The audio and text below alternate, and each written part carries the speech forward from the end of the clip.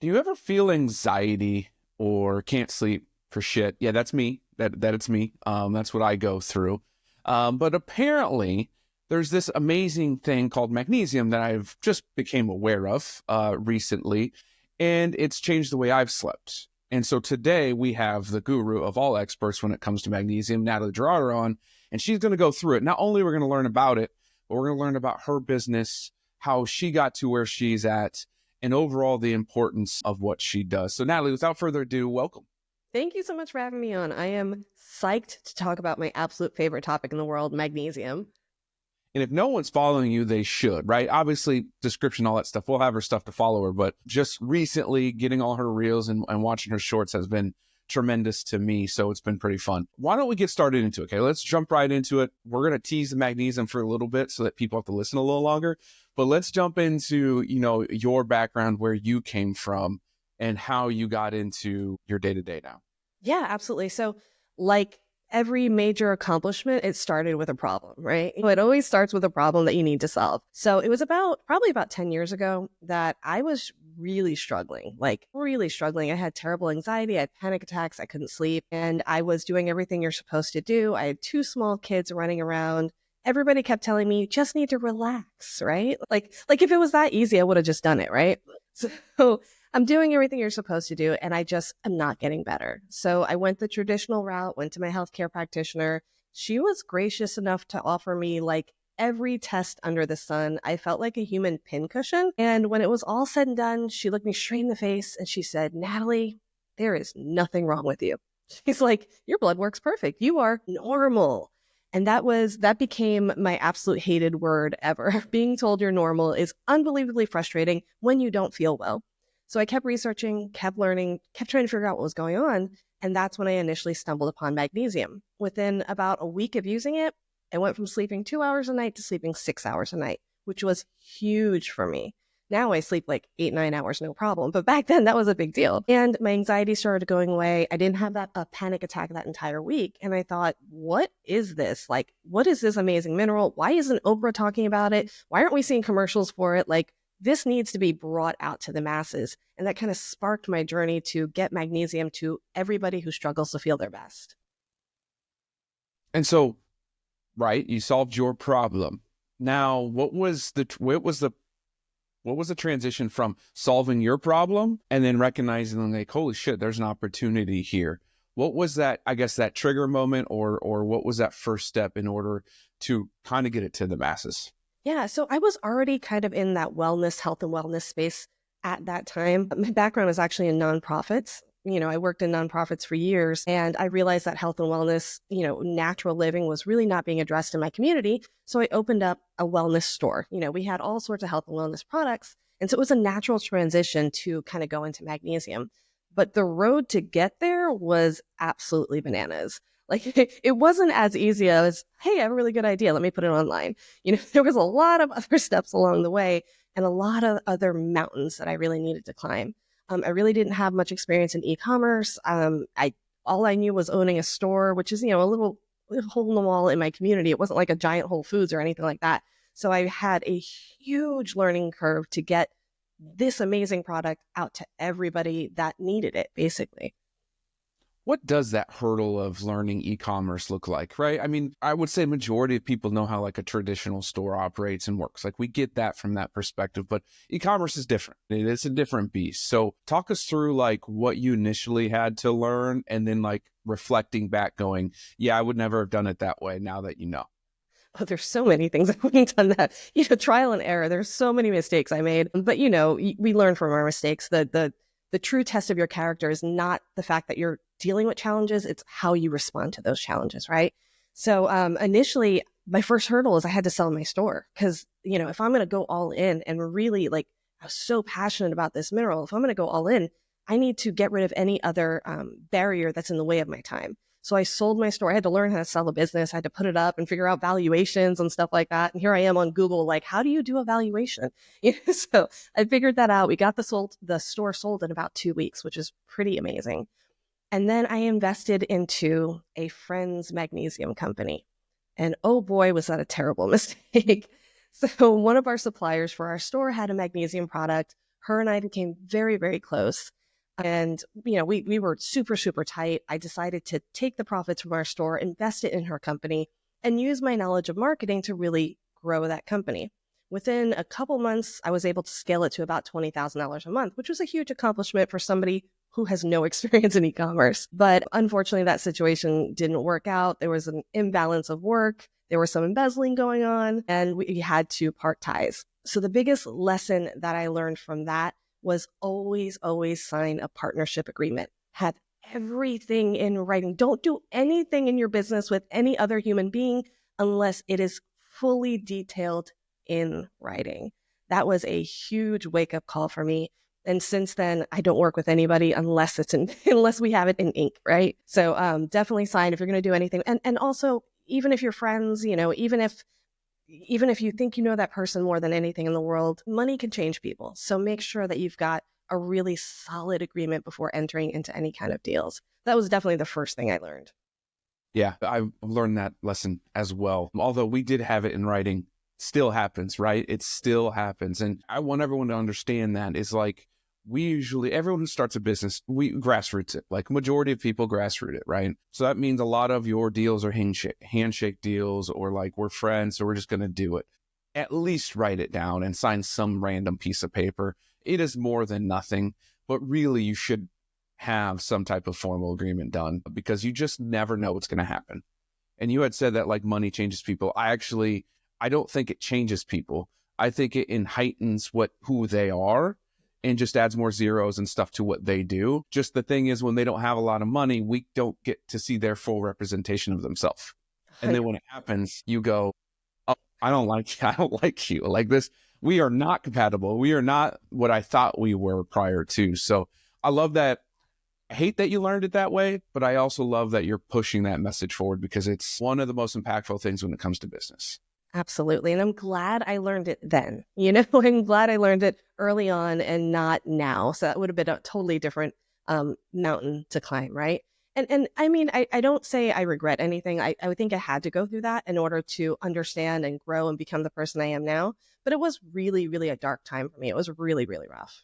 So I had to start from scratch. That happened. Then what? Yeah, right? I had to completely start from scratch. Now what? Yeah. Completely started from scratch. We drained all of our savings accounts. I knew I'm a big person of faith. So I really knew that God put me where I needed to be, and I knew he had that path before me. So all the times I wanted to give up, all the times I felt like I was doing something absolutely ridiculous and there's no way this is going to work. And, the tantrums that I threw in my living room, right? I just always felt like, okay, well, if this is what God's telling me to do, this is what I need to do. And it doesn't matter how I feel about it. So I just kind of kept pushing on. So we did have to start completely from scratch. I had no income.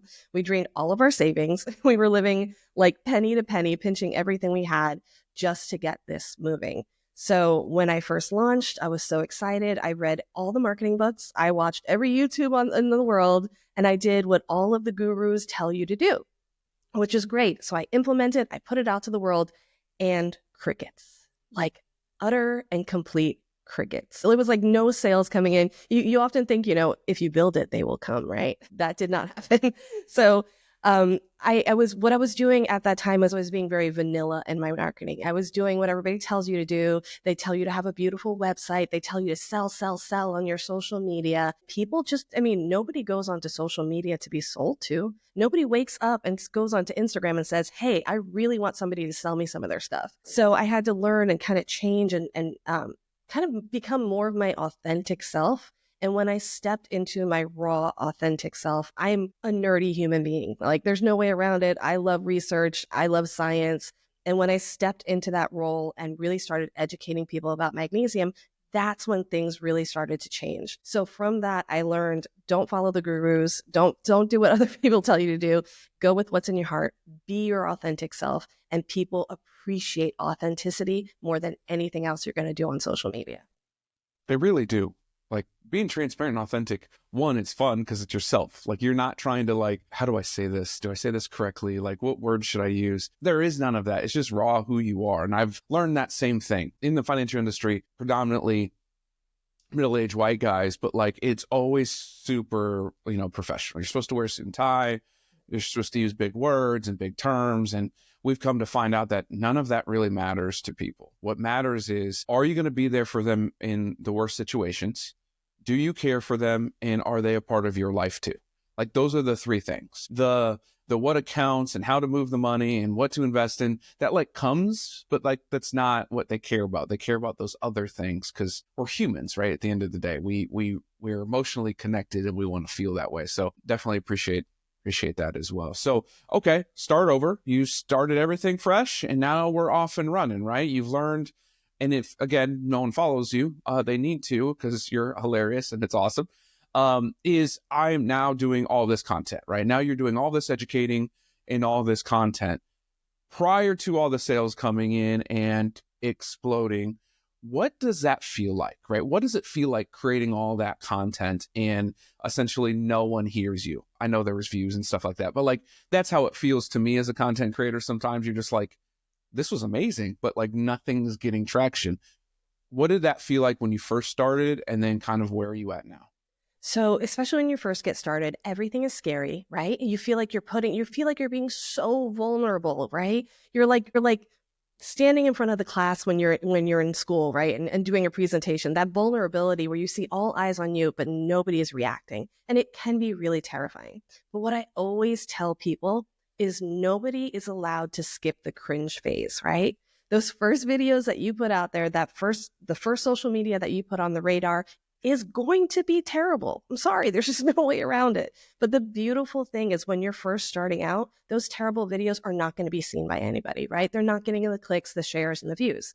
So as you continue to post and you continue to refine your process and get better and better and better, that's when the eyeballs start to hit you. And that's when you want the eyeballs to hit you. You want them to see you at your best, not at your worst when you first get started. So don't worry, put yourself out there. The other thing that I love to tell people is that no matter what you do, people are not going to like you. And there's nothing you can do to change this. I always tell this, I have two teenagers, so I tell this to them all the time. Like, you can do the best, most perfect, most amazing stuff in the world, and somebody is going to find a reason to hate you. So because of that, be yourself. Do what you want to do. Be your most authentic self, because it doesn't matter what you do. You're going to have haters and you're going to have people who love you as well. Just keep on pressing on, right? Absolutely. And especially when they comment on your stuff too. Like, don't change who you are. Stay in who you are. And guess what? That'll show through even if they're trashing you or whatever comments are being said and you're responding. As long as you say to yourself, it actually is good PR. It's good publicity for you. I love when the trolls come out because I'm like, yeah, absolutely. Let's go at it. It's only helping me. So, and I know I'm not going to change your opinion. You're not going to change mine. I don't care. But what I'm saying is for those that are watching and listening, because that's another thing, right? The people that you see viewed or comment engaged with you, there's probably 10 times that are looking and you just don't know. And those are the ones that you're really reaching and you do probably the most good for. And you'll maybe never know. You maybe never, ever know how many people you help by saying the things and doing what you're doing. So it's going to be stressful to get through it. Just get through it, move on, and keep doing it because there are people out there for you. Regardless if your numbers say there's not, there are. I can promise that. Okay, so let's get to the meat of it, right? We're almost 15 minutes in. We've strung people long enough to get to know who you are. Let's dive into magnesium. And full disclosure, I had, when we first did our initial conversation, I was like, well, I'm going through where I don't sleep very well. Usually wake up with like some type of anxiety. Most business owners do, but definitely have that, right? And just overall like higher stress levels. Fun thing is I've done my blood work. My cortisol levels were fine. Everything was fine within the normal range, which I've always had an argument about. Okay, I'm a former football player in college. The whole BMI rating, right? Your body mass. I have been morbidly obese since the age of since fourth or fifth grade, right? When they started testing us. I'm not, right? I'm not. And so I hated always this range thing. So let's dive into what magnesium is. And I'm going to attest to the fact that I've started it, a couple weeks ago whenever we met. And it has changed how my sleeping has gone. And it's only been a short while. So I will attest to as much as possible. That being said, what the hell is it? And why do we not know of it more? So magnesium is a mineral. It's not a drug. It's present in your food. You cannot get addicted to it. It's nothing like that, right? It's just like protein and vitamin C is in our food, magnesium's in our food as well. And it is present in every single one of our trillions of cells. About 700 different reactions in our body depend on magnesium. So what happens is when we don't get enough magnesium, those 700 things that are supposed to happen are not happening the way that they're supposed to. That's why we find that we can't sleep. That's why we get anxious. We get muscle cramps and muscle twitching. We get headaches. We get high blood pressure, high cholesterol. All of those have a relationship with magnesium. So what happens is close to 70% of the population doesn't get enough in their diet every single day. So we're seeing across the board people struggling with all of these different symptoms, and they don't know why. And that's the frustrating thing is, the same situation you had, same one I had. You're dealing with the symptoms, you're told you're normal. There's nobody has a hard time sleeping for no reason, right? There's always a root cause. No, like the sleep fairy doesn't sprinkle dust over you and now you can't sleep. There's a root cause to everything. And it's so important to address that root cause so that we can get rid of the symptoms instead of just covering up the symptoms with, NyQuil or Ambien and all those other things. If you get to the root, you find the problem, you solve it. So I've done some research because I have to prep for these conversations, right? I am not a nerd when it comes to all those things. I'm a nerd around numbers. There's more than one magnesium, correct? Yeah, absolutely. There's over 14 different forms of magnesium. And what I find happens most often is people will say, hey, I heard some crazy lady talking on a podcast about magnesium. I think I need some of that. So they'll go onto Amazon and they'll start searching, or they'll go to the health food store and they see this aisle full of magnesium supplements. They get overwhelmed and they walk right out the store and they're like, I don't know, I can't do it. It's too much. I can't do it anymore. So that is one of the biggest barriers that I see to people using magnesium is they're using the wrong type or they're overwhelmed on trying to figure out which type is the best for them. So when it comes to magnesium, there's a bunch of different forms. They all have magnesium in it, but what makes them different is what they are chelated or chelated to. Depending on where you're from in the world, you'll say chelated. Some people say chelated. Basically, that's magnesium plus a buddy. And that buddy helps magnesium get into your body. So when we're talking about a form of magnesium called like magnesium glycinate, that's magnesium and his buddy is glycine. And when you put those together, you get magnesium glycinate. Glycine in and of itself is helpful for sleep. So people tend to take magnesium glycinate when they want to fall asleep. So that's what that's what kind of differentiates the different types. And so when we're looking at the different types, for the most part, all of them are going to be pretty good. All of them are going to help raise your magnesium levels, with the exception of magnesium oxide. So if you guys learn nothing at all from what I said today, but you learned this, then you are way ahead of 99% of the people out there. Magnesium oxide only absorbs at a rate of 4%, meaning the other 96 is going to go right through your digestive tract and come out the other end. So you're taking it, and you're prescribed it or you're told to take it and you get no benefits, it's because your body's not absorbing it. Unfortunately, it's the cheapest, most readily available, most prescribed form of magnesium out there. So just be aware to avoid oxide and you're going to be doing pretty well. Are there like charts or quizzes or whatever? So I know like, hey, these are my symptoms. This is the magnesium I should take. Yeah. So actually I created a chart with 11 different forms of magnesium. It tells you what they're good for, what their cons might be, and who should be using that form of magnesium so that you can kind of print it out and you can take it right to the health food store, pick out the one you need and buy it without being confused or overwhelmed or Googling for 20 minutes on Google. Awesome. Now this next one, full disclosure, everybody, we are not doctors, okay? We're not your physician and we're not the FDA. However, I've seen a few of your posts talk about how much magnesium we should be taking, right? Those are always the most controversial. Correct. Absolutely. Which is funny because it's not only for magnesium, everybody, by the way, but like iron, zinc, and all the other ones. There's all this, FDA says don't take more than 50 milligrams or whatever the number is. And typically what you'll find is if you ended up getting prescribed something, guess what? It is vastly over the 50, 100, whatever your number is. So disclosure, everybody. So don't come at me from a legal perspective. You can come at me and chat about it, though. Talk us through truly the magnesium intake someone should be having. So the RDA, which is the recommended amount that the government tells us we're supposed to get every day, is 350 to 400 milligrams a day, right? There's a couple problems I have with this recommendation. One, The RDA was created to help healthy people stay healthy. So if you're already dealing with, you're having a hard time sleeping, you're having muscle cramps and muscle twitching, and you're already low in magnesium, that amount is not going to be enough to make up for that deficiency. You're going to need more to get you where you need to be, right? The other problem I have with the RDA is those recommendations don't change if you're a 120-pound woman or a 400-pound man. It's all the same, right? And I find it very hard to believe that a 120-pound woman and a 400-pound man have the same needs, right? So generally speaking, there are a couple like loose guidelines. Again, I am not your doctor. I am not telling you to do this, but I am telling you to bring this up with your doctor in those conversations. So I'm hoping that this is a good starting point for conversations with your healthcare practitioner. But the rule of thumb is most functional medicine and natural doctors will recommend 5 milligrams of magnesium per pound of body weight. So if you're a 100-pound woman, you would be taking 500 milligrams. If you're a 200-pound man, you'd be taking 1,000 milligrams. This is not a starting dose. Do not run out and buy 1,000 milligrams, take it all at once, because you will be in the bathroom all day long. That would be very unpleasant, right? So we want to start with that RDA and then start taking a little bit more spread out throughout the day and pay attention to how your body feels, how your stomach feels, if you're having any other symptoms. And of course, do this under the guidance of your healthcare practitioner, because I don't want to get sued. So there you go. I love both the health industry and the financial industry, because we all have to say that, right? This is not advice. I am not your professional, blah, blah, blah, blah. But it's true. We don't want to get sued. Okay, we get it. Can someone overdose on magnesium?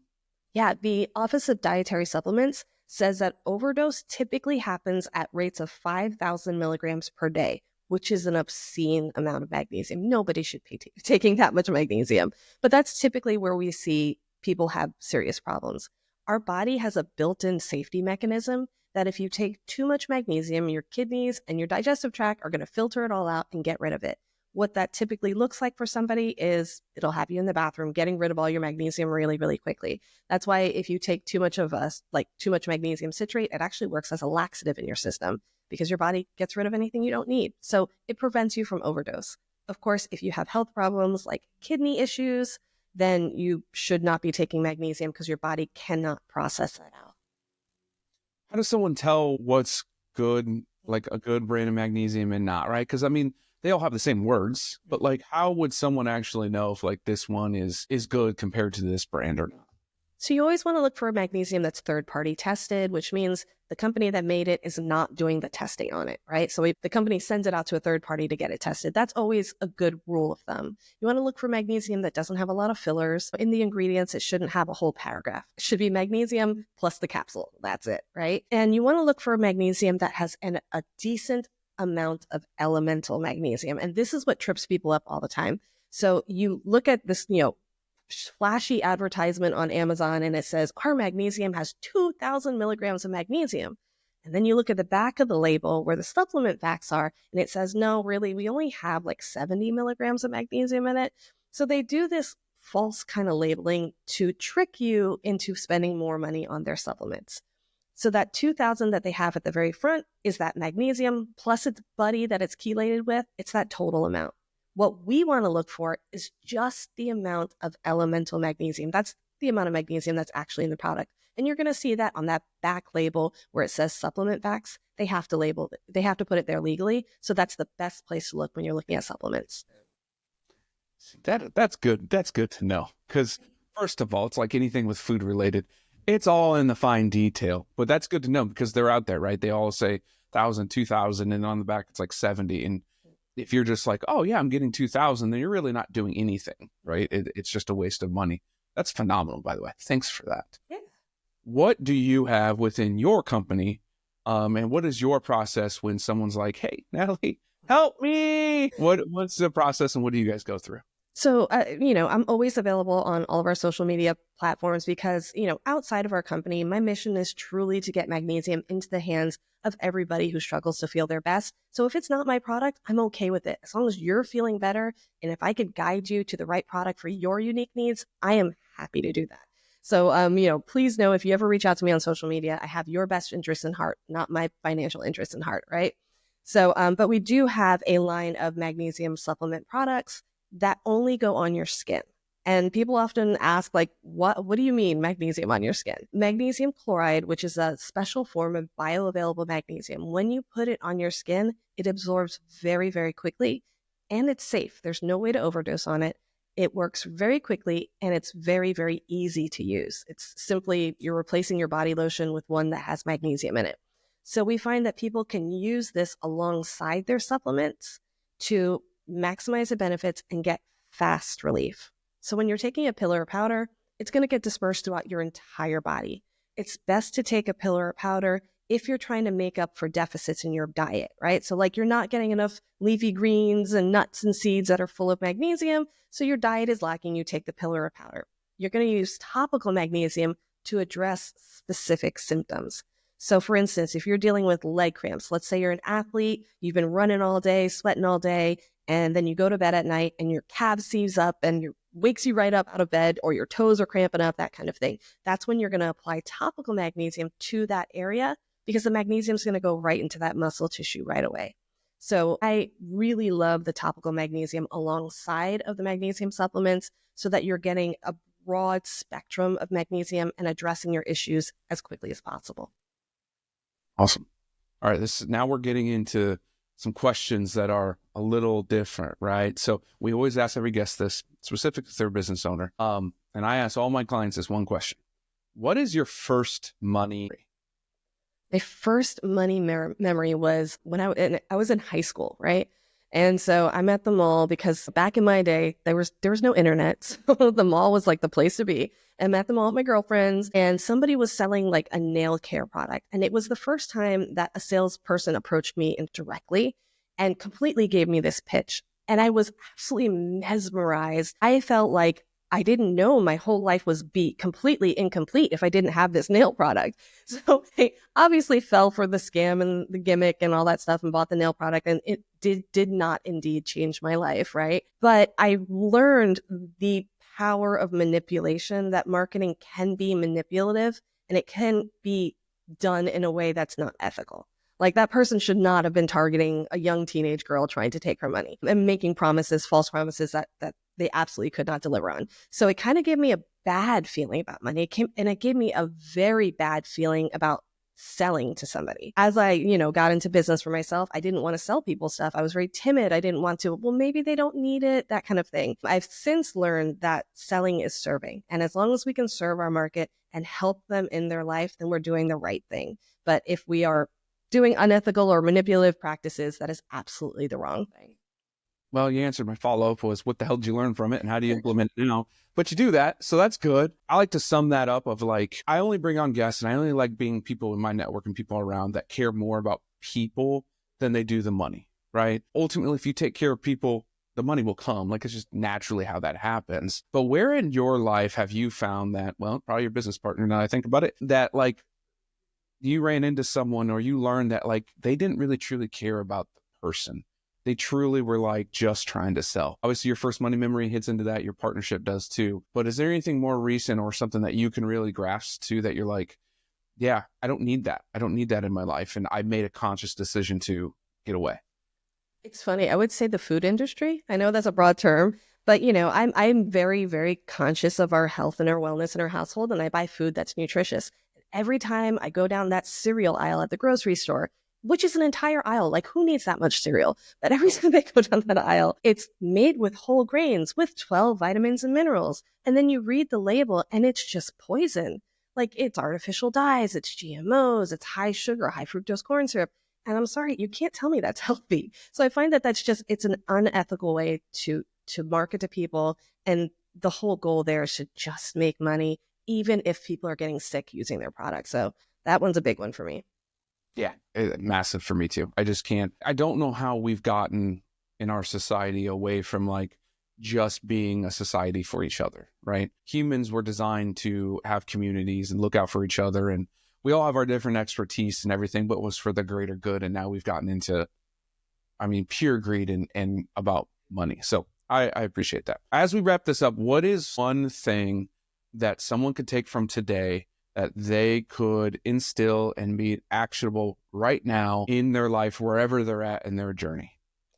You should never, ever accept somebody else's version of normal for you. You get to define that. For me, normal means sleeping 8 hours a night and feeling calm throughout the day. So for a doctor to tell me it's normal to not be able to sleep and it's normal to have anxiety, it's not okay. So, take control of what your normal is, whether it's the way you live your life, how you do business, or how your health is. You get to be in control of that. I mean, can't say it better than that, but I will add on to that. Reach out to us, right? We're both on social media everywhere. If you're wanting something, you have a question, the only way that you are going to get better as a person is if you communicate. And so please communicate with us. We're here for you. And then we both have resources to help you wherever you're in your journey, right? And if you need to talk to Natalie, reach out to me. I'll just go ahead and get contact right away from her, right? So let's go ahead and do that. That's the only thing that we ask. I don't care about like sharing and all that stuff from the algorithm perspective, but you having a conversation with us is how it's going to change your life. So Natalie, I appreciate you. I appreciate everything you do. We're going to keep on that magnesium front. I'm sold, so I'm in there. Let's keep doing that battle together. And I look forward to many more conversations down the road. Absolutely. This has been a blast. Thank you so much for having me on.